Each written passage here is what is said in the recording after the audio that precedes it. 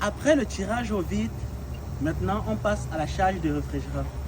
Pour charger le réfrigérant, on a besoin de deux éléments essentiels, notamment le réfrigérant qui est fonction de la machine que vous êtes en train de charger. Ça peut être du 410, du R32. Là, on est avec le 410 parce qu'on est sur une machine au 410, mais ça peut être n'importe quel réfrigérant en fonction de l'installation, surtout sur laquelle vous travaillez. C'est très important de ne pas mélanger de réfrigérants. On a également besoin d'un élément essentiel, la balance. Vous voyez là? La plupart du temps, il y a des personnes qui chargent les installations en se basant sur la pression. Non, c'est mieux toujours de se baser sur le grammage ou alors la quantité exacte de réfrigérant que l'installation a besoin. Il y a souvent une charge pour la machine elle-même et la charge additionnelle pour les lignes. Ce sont ces deux éléments qui forment la charge complète du système. Là, nous sommes sur une machine neuve, ce qui fait qu'on ajoute uniquement la quantité de réfrigérant dans les lignes en fait. Maintenant, vous voyez ici, on a ce flexible qui est raccordé toujours à notre manifold.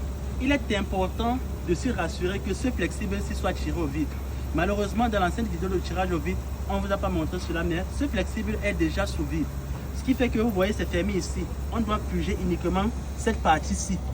Pourquoi je le dis? Je le dis parce que la plupart des personnes purgent totalement cette ligne-ci. Or, le réfrigérant n'est pas très bon. C'est pas très bon qu'on le rejette comme ça dans la nature. Donc, il faut minimiser les fuites de réfrigérant dans la nature. Maintenant que ceci est dit et qu'on va purger légèrement ici, on peut ouvrir notre bouteille. Là, on ouvre parce que là, c'est vide. Le réfrigérant est à ce niveau. Vous voyez ici? Moi, je vais commencer donc à injecter le réfrigérant dans mes lignes. J'ouvre là. Et j'ouvre là. Vous entendez le bruit de la détente là? C'est le réfrigérant qui est en train de passer. Là, je suis en train de vérifier ici. Vous voyez là? Vous voyez là? Ça évolue. C'est en train d'évoluer. Et lorsque ma charge sera atteinte, je vais juste arrêter mon opération de charge.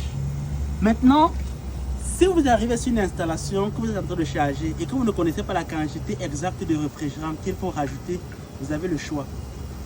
Ça va nous introduire la troisième vidéo. Ça veut dire que vous pouvez d'abord récupérer tout ce qui est là comme réfrigérant, le peser et maintenant ajouter la quantité nécessaire pour pouvoir faire le complément. Ça, c'est une option et c'est même la meilleure option. La deuxième option est de faire un ajout. Mais lorsque vous faites un ajout, ne vous fiez pas trop à la pression. Fiez-vous plutôt à la température d'évaporation. C'est très important. Ok, donc la suite de la vidéo, ça sera comme on l'a dit, avec quoi? La récupération des fluides frigorigènes.